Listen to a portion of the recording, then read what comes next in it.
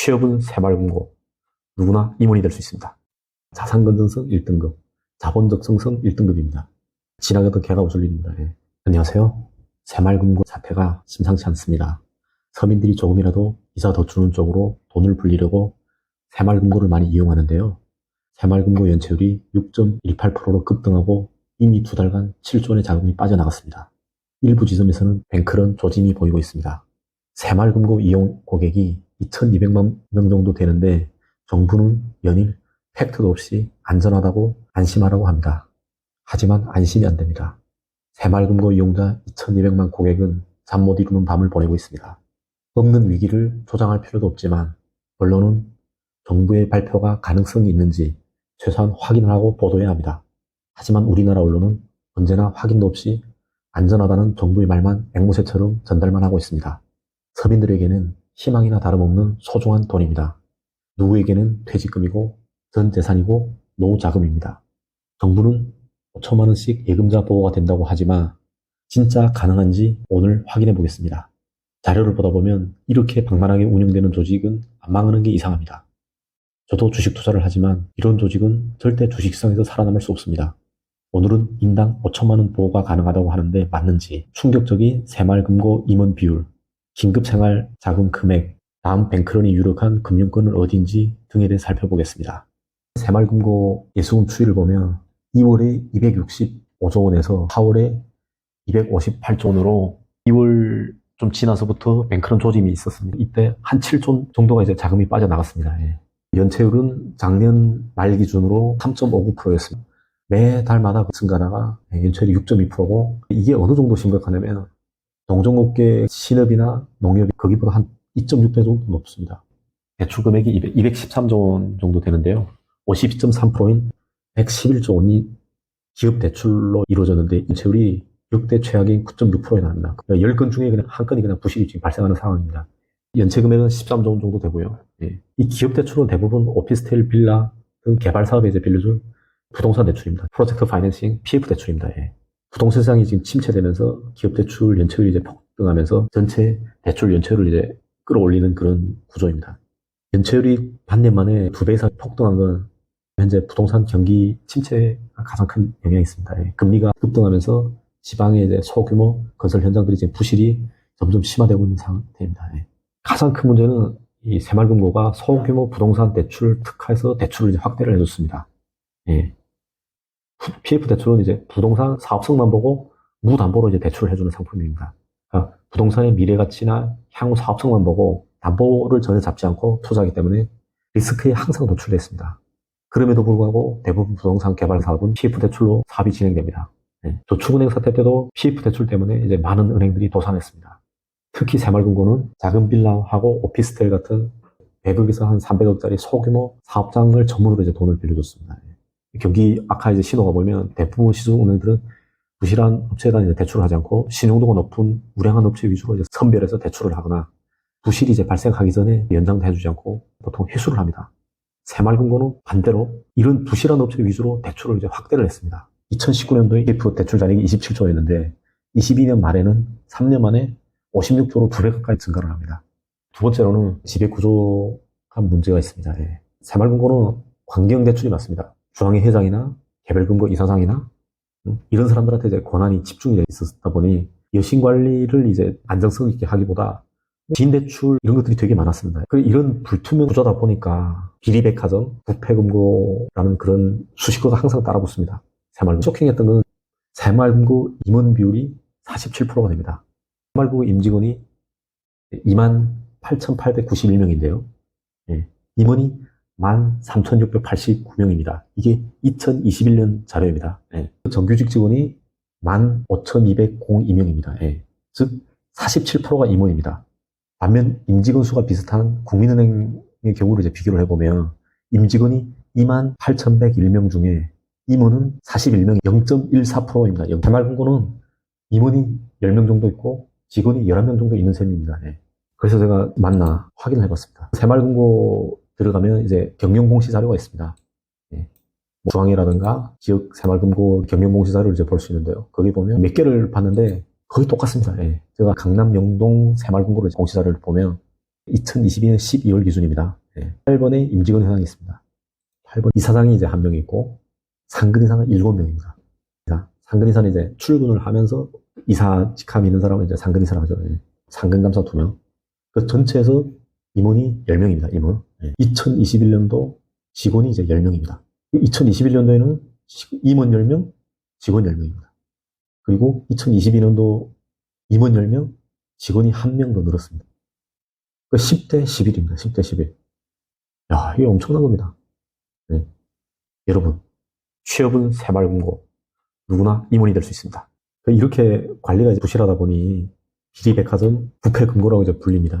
새말금고 관련된 기사를 찾아보면 뭐 비리, 횡령 등 뭐 셀 수도 없는 그런 기사들이 나옵니다. 심지어 새말금고 중앙회 회장이 PF 이제 불법 리베이트 의혹으로 자신의 공정이사가 3,370억 원을 이제 자산운용사에 이제 유치하도록 알선한 그런 혐의로 자택 이제 압수수색 당했습니다. 은행 자산 기준인데요. 농협은행이 332조 원입니다. 새말금고 자산 규모가 농협보다 조금 작은 284조 원입니다. 우리나라 전체 자산 순위로 봤을 때는 새말금고가 7위 정도 되는 수준입니다. 대부분의 우리나라 은행들은 금융위원회 이제 관리 감독 대상입니다. 하지만 새말금고는 행정안전부 이제 관리 대상이다 보니 관리 사각지대에 이때까지 놓여 있었습니다. 오랫동안 이제 방치가 되어서 부실하게 이제 운영되고 가장 크게 이제 타격을 지금 입는 사항입니다. 280조 원 정도 이제 자산을 운영하고 그리고 그 2,180만 명으로 금융권 수준인데 저축은행보다도 이제 못한 규제를 이제 받다 보니 다른 곳에 비해서 부실이 매우 심해졌습니다. 행정안전부가 새말금고를 이제 관리하는 위원이 10명 정도밖에 없습니다. 관리 전문성도 이제 금융위원회보다는 이제 많이 떨어지겠죠. 그리고 이제 금감원 이제 감사라든가 이런 부분도 이제 항상 면제가 돼요. 이거는 정부에서 이제 관리를 못한 책임이 큽니다. 그럼 정부 된 방안을 보겠습니다. 연체율이 연말에 이제 4% 이하로 떨어질 것이다. 그리고 부실 채권을 연내 1.2조 원 정도 매각한다. 건전성을 규제하기 위해서 부동산 건설업종 대출 한도 규제를 이제 30% 합산 50%로 하겠습니다. 우리나라 다른 은행들 같은 경우에는 저축은행 사태를 이제 겪으면서 정부가 부동산 건설업종이 PF 대출이 경기에 직결돼가지고 이제 항상 부실로 이제 일어날 수 있기 때문에 건설업종 대출 한도를 30%로 제한을 했습니다. 하지만 새말금고는 덩치는 7위 정도 되는 거의 대기업 은행 수준이지만 이런 규제 자체가 거의 없었습니다. 그럼 남들은 지금 PF 대출을 줄이고 있을 때 2배로 이제 PF 대출을 늘리다 보니까 지금 부실이 이 금융권보다도 더 심하게 지금 되고 있는 상황입니다. 그러면 나의 자금은 안전한가? 예금 총액이 260조 원 가까이 지금 되는데 예금자 보호는 1%도 안 된다고 되어 있습니다. 고객이 이제 인출 사태를 대비해서 가지고 있는 상환준비금도 다른 은행과 달리 새말금고는 50%만 이제 중앙에서 가지고 있고 나머지는 지역금고에 적립하고 있습니다. 그러면 내 돈을 찾을 수 있나? 정부는 뭐 매일 아무런 문제도 없다고 발표합니다. 금고별로 법인별로 인당 5천만 원씩 이제 이자 포함해서 이제 보장이 되고 중앙의 상환준비금도 13조 원, 현금성자산이 이제 60조 원이라고 합니다. 팩트 체크를 해보려고 합니다. 새말금고 홈페이지에 게시된 22년 결산 경영공시 새말금고 중앙에 이제 자료고요. 경영지표 현황에 보면 종합 등급이 1등급으로 되어 있습니다. 자산 건전성 1등급, 자본적 성성 1등급입니다. 지나가던 개가 웃을 일입니다. 예금 잔액이 6.2%인 13조 원이 지금 부실로 인해서 뱅크런 우려가 있는 회사가 어떻게 자산 건전성이 1등급인지 도저히 이해할 수가 없습니다. 새말금고와 자산 규모가 이제 비슷한 제1금융권 같은 경우에는 PF 연체율이 0.01%입니다. 다른 은행들은 파산하면 이제 예금보험공사에서 이제 예금자 보험을 이제 지급을 합니다.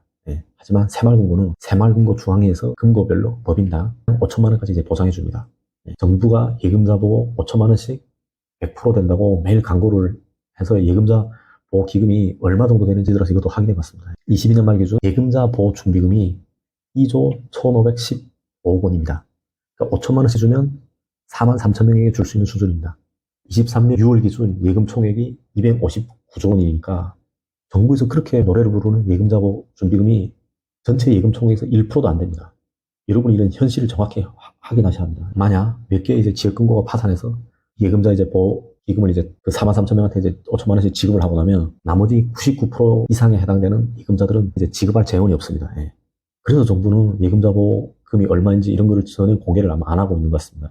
왜냐면 정부는 그런만 일어나지 않으면 어떻게든 사태는 막을 수 있을 것입니다. 그래서 아마 공개를 안 하는 것 같습니다.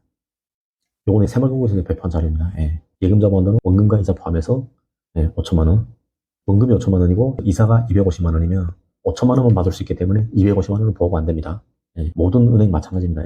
은행 예금이나 적금을 가입할 시에는 이자를 항상 감안해서 예를 들어 5% 정도 이자가 된다고 하면 계약 시 금액이 이제 5천만 원을 넘기지 않으려면 원금을 4,500만 원 정도 이제 예적금을 넣고 이자가 그러면 한 500 정도 나오겠죠. 그러면 5천만 원을 이제 넘지 않기 때문에 예를 들어서 은행이 뭐 파산을 하더라도 나중에라도 이제 받을 수가 있겠죠.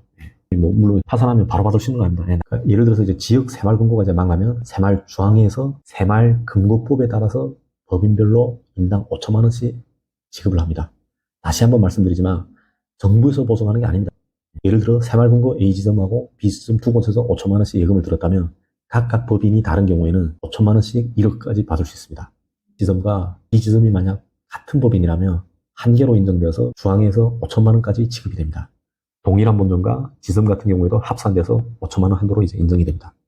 새마을금고는 각자 법인 체제로 운영되기 때문에 자신이 가입한 금고가 PF 부실 같은 이제 재무적인 문제만 없으면 상대적으로 안전하다고 합니다. 정부도 그렇고 많은 사람들이. 하지만 재무적으로 문제가 있는지 없는지 공개하지도 않고 평가절에도 이렇게 엉터리로 이제 1등급으로 되어 있는데 우리 같은 사람들이 정확히 확인할 길이 없습니다. 불안 심리가 더 악화돼서 뱅크런이 일어나게 되면 새마을금고 전체를 이제 번질 것이고 그거는 나라도 막을 수가 없습니다. 만약 한 지점이 망하는 경우에는 5천만 원을 바로 받을 수는 없습니다. 통폐합되면 채권 접수, 채권 실사 이런 내부 절차를 거쳐서 돈을 받을 수 있고요. 이게 얼마 걸릴지는 정확히 알 수 없습니다. 저축은행 사태의 경우를 이제 대입해 보면 빠르면 1년, 늦는 경우에는 이제 수년씩 걸립니다. 이제 법원에 왔다 갔다 하고 정말 고됩니다. 망하는 경우에는 긴급 생활 자금 명목으로 인당 5천만 원까지는 이제 먼저 지급이 됩니다. 다른 금융사는 괜찮을까요? 한번 자료를 보겠습니다. 22년 3월 기준 은행권하고 제2금융권 이제 부동산 PF 대출 잔액 132조 원 정도 되고요. 은행 같은 경우에는 PF 대출 잔액이 42조 원으로 많은데도 불구하고 연체율이 0%입니다. 근데 보험사 같은 경우에도 대출 잔액이 44조 원인데 연체율이 이제 0.66% 관리를 아주 잘하고 있습니다. 그러면 관리가 안 돼서 다음에 잠재 폭탄을 안고 있는 회사는 어떤 은행들이 있을까요? 증권사나 여신 전문금융, 저축은행 같은 경우에는 다음 부실 후보자들입니다.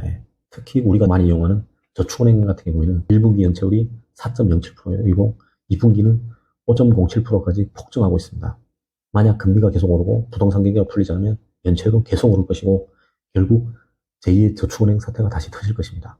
이번 사태가 잘 마무리돼서 제2의 저축은행 사태가 오지 않기를 간절히 바랍니다.